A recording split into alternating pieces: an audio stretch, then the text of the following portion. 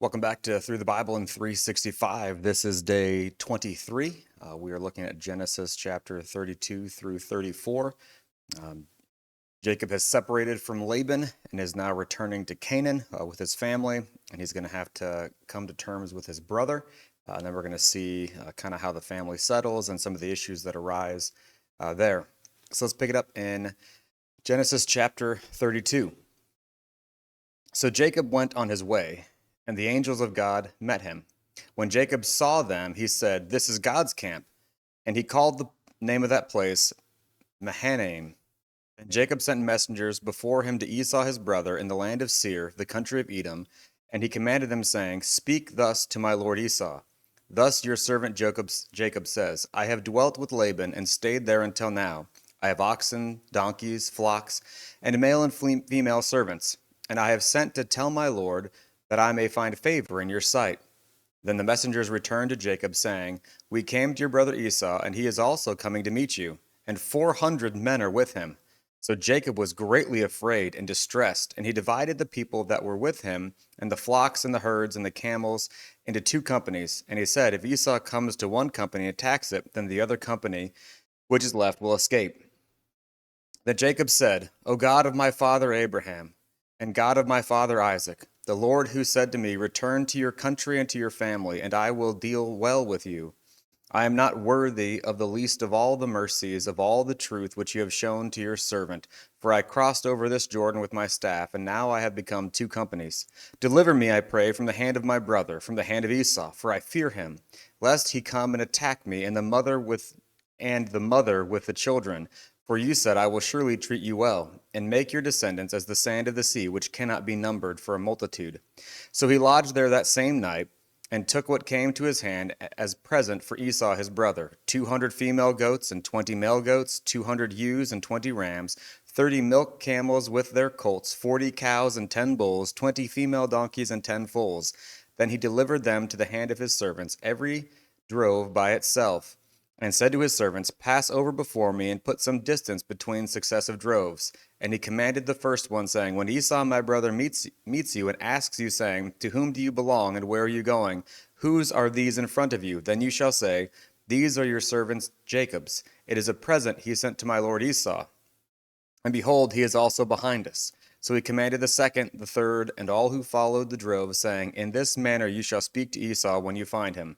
And also say, Behold, your servant Jacob is behind us. For he said, I will appease him with the present that goes before me, and afterward I will see his face. Perhaps he will accept me.' So the present went on over before him, but he himself lodged that night in the camp.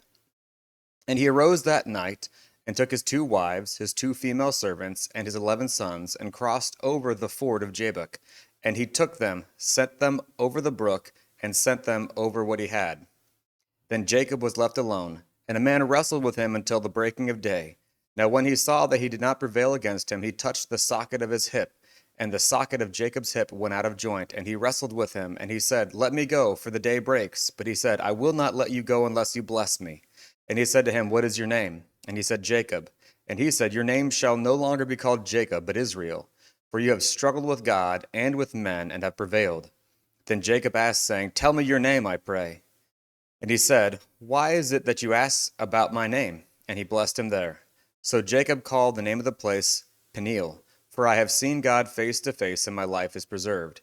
Just as he crossed over Penuel, the sun rose on him, and he limped on his hip. Therefore, to this day, the children of Israel do not eat the muscle that shrank, which is on the hip socket, because he touched the socket of Jacob's hip in the muscle that shrank. 33. Now Jacob lifted his eyes and looked, and there Esau was coming, and with him were 400 men. So he divided the children among Leah, Rachel, and the 2 maidservants. And he put the maidservants and their children in front, Leah and her children behind, and Rachel and Joseph last. Then he crossed over before them and bowed himself to the ground 7 times until he came near to his brother. But Esau ran to meet him and embraced him and fell on his neck and kissed him, and they wept. And he lifted his eyes and saw the women and children and said, 'Who are these with you?' So he said, 'The children whom God has graciously given your servant.'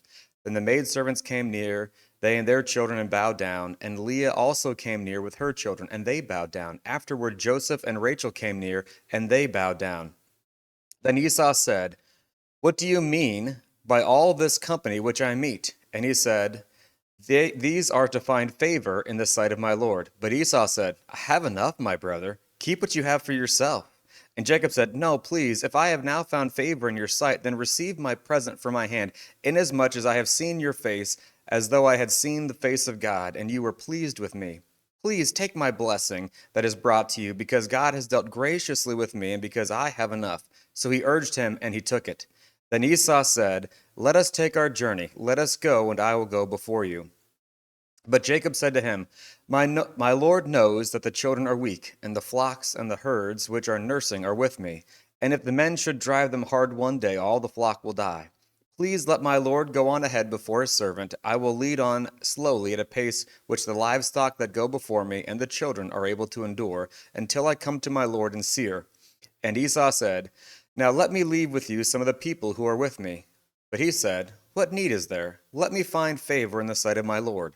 So Esau returned that day on his way to Seir. And Jacob journeyed to Succoth, built himself a house, and made booths for his livestock. Therefore the name of the place is called Succoth. Then Jacob came safely to the city of Shechem, which is in the land of Canaan, when he came from Padan Aram.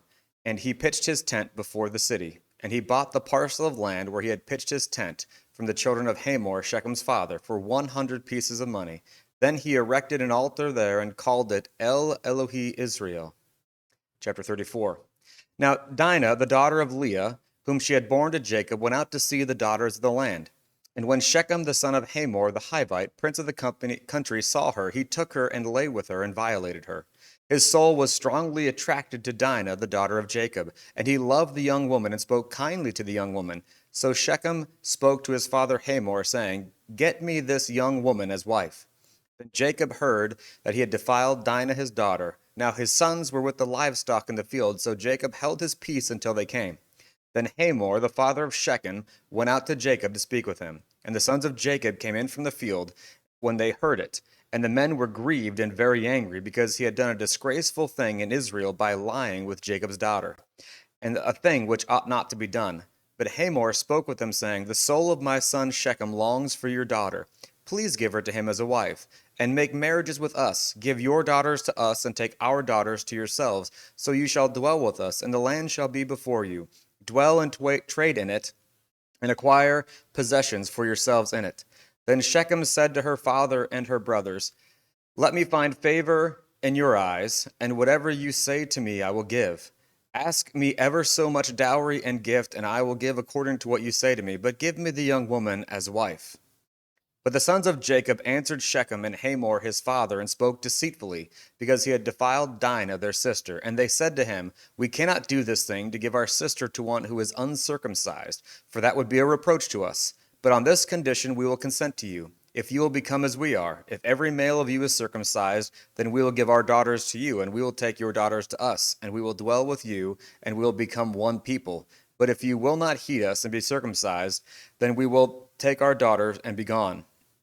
And their words pleased Hamor and Shechem, Hamor's son. So the young man did not delay to do the thing, because he delighted in Jacob's daughter. He was more honorable than all the household of his father. And Hamor and Shechem his son came to the gate of their city, and spoke with the men of their city, saying, These men are at peace with us. Therefore let them dwell in the land and trade in it. For indeed the land is large enough for them. Let us take their daughters to us as wives, and let us give them our daughters. Only on this condition will the men consent to dwell with us, to be one people, if every male among us is circumcised as they are circumcised. Will not their livestock, their property, and every animal of theirs be ours? Only let us consent to them, and they will dwell with us. And all who went out of the gate of his city heeded Hamor and Shechem his son. Every male was circumcised, all who went out the gate of the city. Now it came to pass on the third day, when they were in pain, that two of Jacob, the sons of Jacob, Simeon and Levi, Dinah's brothers, each took his sword and came boldly upon the city and killed all the males. And they killed Hamor and Shechem his son with the edge of the sword, and took Dinah from Shechem's house and went out. The sons of Jacob came upon the slain and plundered the city, because their sister had been defiled. They took their sheep, their oxen, their donkeys, what was in the city and what was in the field, and all their wealth, all their little ones and their wives they took captive, and they plundered even all that was in the houses. Then Jacob said to Simeon and Levi, "You have troubled me by making me obnoxious among the inhabitants of the land, among the Canaanites and the Perizzites. And since I am few in number, they will gather themselves together against me and kill me. I shall be destroyed, my household and I." But they said, "Should he treat our sister like a harlot?"